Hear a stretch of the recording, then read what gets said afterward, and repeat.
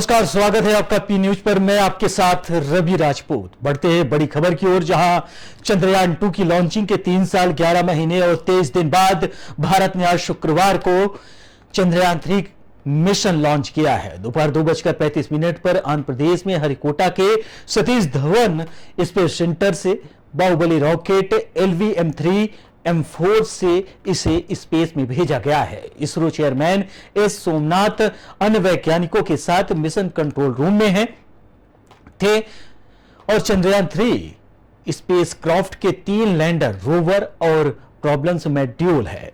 करीब 40 दिन बाद यानी कि 23 या 24 अगस्त को लैंडर रोवर चांद के साउथ पोल पर उतरेगा। ये दोनों 14 दिन तक चांद पर एक्सपेरिमेंट करेंगे। प्रॉब्लम्स मॉड्यूल चंद्रमा के ऑर्बिटल में रहकर धरती से आने वाले रेडियंस की स्टडी करेगा। मिशन के जरिए इसरो पता लगाएगा कि लूनर सरफेस कितनी सिस्किम है। आपको बता दें कि साइल और डस्ट की स्टडी की जाएगी। अगर मिशन सक्सेसफुल रहा तो अमेरिका, रूस और चीन के बाद भारत ऐसा करने वाला चौथा देश बन जाएगा।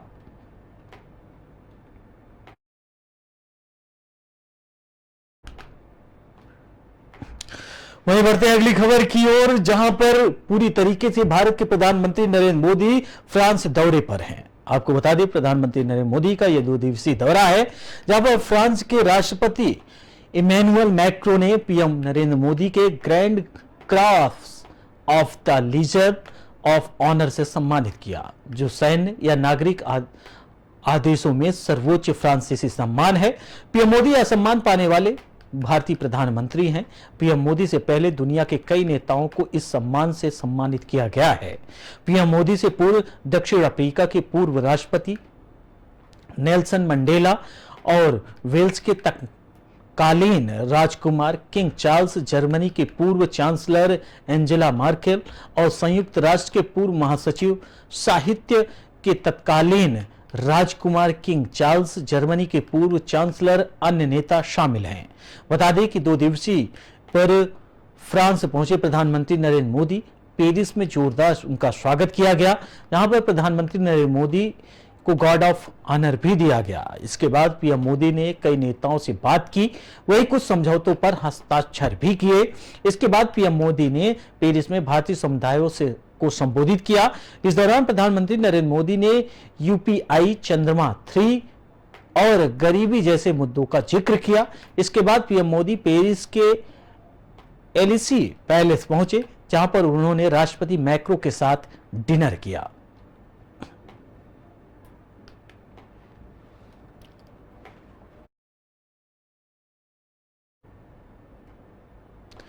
वहीं अगली खबर आंध्र प्रदेश से है, जहां पर चित्तूर से एक बड़ी खबर सामने आई, जहां चेन्नई से बेंगलुरु डबल डेकर एक्सप्रेस में आग लगने की घटना सामने आई। आग ट्रेन के कोच नंबर S6 में लगी थी, जिसका चलती ट्रेन में ही धुआं उठते देख यात्रियों में हड़कंप मच गया। आनन फानन में रेलवे कंट्रोल रूम को मामले की सूचना दी गई। वहीं स्टेशन पर पहुंची टेक्निकल टीम ने जांच की, जहां राहत की खबर सामने आई। घटना में किसी तरह की अप्रिय घटना नहीं हुई है। बता दें कि मिली जानकारी के मुताबिक आज Chennai Bengaluru double decker express में आग से उठता देख धुआं यात्री दहशत में आ गए, जिसकी आनन फानन में रेलवे कंट्रोल रूम को सूचना दी गई, जिसके बाद रेलवे ने तुरंत कार्रवाई करते हुए अगले स्टेशन पर ट्रेन को रुकवाया और आग पर काबू पाने के साथ टेक्निकल टीम ने जांच की, जिसके बाद ट्रेन को रवाना कर दिया गया। राहत की बात रही, इस घटना में किसी भी तरीके से हताहत होने की सूचना नहीं मिली।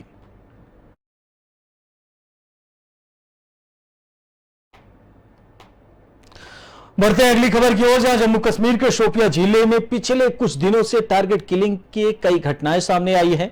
यहां अब खबर आ रही है कि आतंकवादियों ने बीते गुरुवार को 3 गैर स्थानीय श्रमिकों को गोली मार दी। तीनों सुपौल जिले के रहने वाले बताए जा रहे हैं।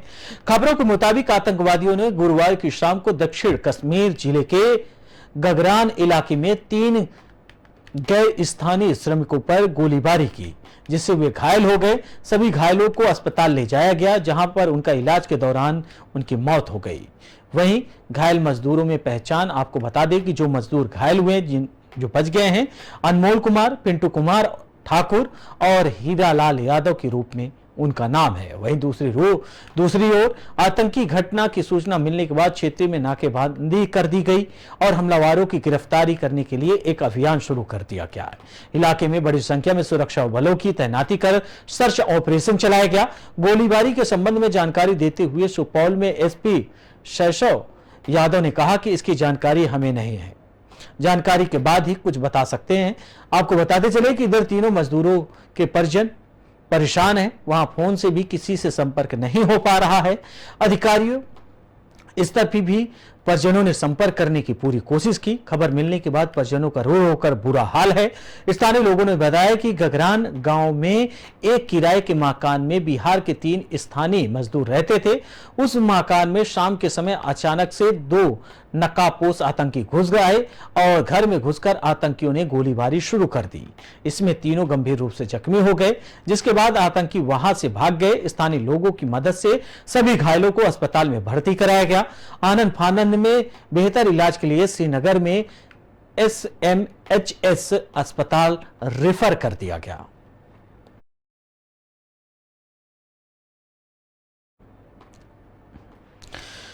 वहीं तेलंगाना और केरल हाई कोर्ट के चीफ जस्टिस रहे जस्टिस उज्ज्वल भुइया और जस्टिस SV भट्टी ने आज सुप्रीम कोर्ट के जज के रूप में शपथ ली, जिसके बाद शीर्ष अदालत में उनकी संख्या 32 हो गई है। बता दें कि सुप्रीम कोर्ट कॉलेजियम में पिछले हफ्ते तेलंगाना उच्च न्यायालय के मुख्य न्यायाधीश जस्टिस उज्ज्वल भुइया और केरल उच्च न्यायालय के मुख्य न्यायाधीश न्यायमूर्ति S वेंकटा नारायण भट्टी की नियुक्ति की सिफारिश की गई थी, जहां पर कॉलेजियम में अपने प्रस्ताव में कहा गया कि वरिष्ठता के क्रम में पालन करते हुए न्यायमूर्ति उज्ज्वल भुइया और न्यायमूर्ति S वेंकटा नारायण भट्टी की नियुक्ति की सिफारिश करने का संकल्प लेता है। वहीं दूसरी ओर न्यायमूर्ति उज्ज्वल भुइया को 17 अक्टूबर 2011 को गुवाहाटी उच्च न्यायालय के न्यायाधीश के रूप में नियुक्त किया गया था।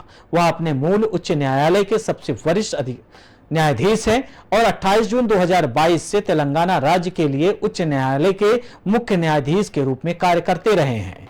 न्यायमूर्ति S वेंकटा नारायण भट्टी को 12 अप्रैल 2013 को आंध्र प्रदेश उच्च न्यायालय के न्यायाधीश के रूप में नियुक्त किया गया था।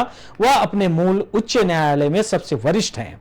वर्तमान में वह केरल उच्च न्यायालय के मुख्य न्यायाधीश के रूप में कार्यरत थे।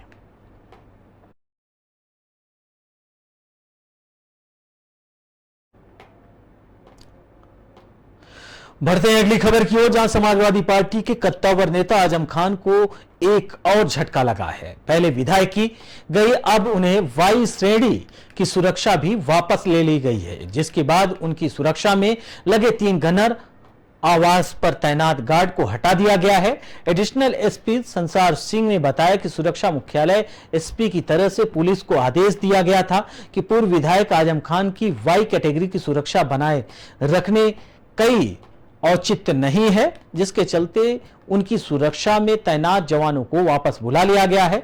बता दें कि 8 नवंबर 2022 VIP सुरक्षा मुहैया कराए जाने के लिए राज्य स्तरीय सुरक्षा समिति की एक बैठक बुलाई गई थी। इस बैठक में यह फैसला लिया गया था कि आजम खान को अब सुरक्षा देने का कोई औचित्य नहीं है, जिसके बाद गृह विभाग की तरफ से रामपुर SP को इस बाबत निर्देश दिया गया, जिसके बाद आजम खान की सुरक्षा में तैनात सभी गनर और गार्ड वापस बुला लिए गए हैं।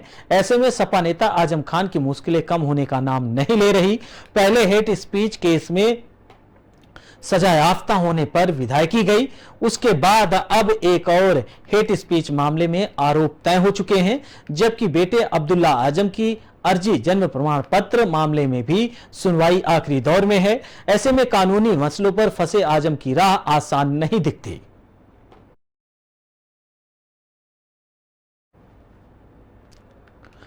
फिलहाल इस बुलेटिन में हमारे साथ इतना ही। बाकी देश दुनिया की तमाम बड़ी खबरों से जुड़ने के लिए देखते रहिए PD न्यूज। नमस्कार।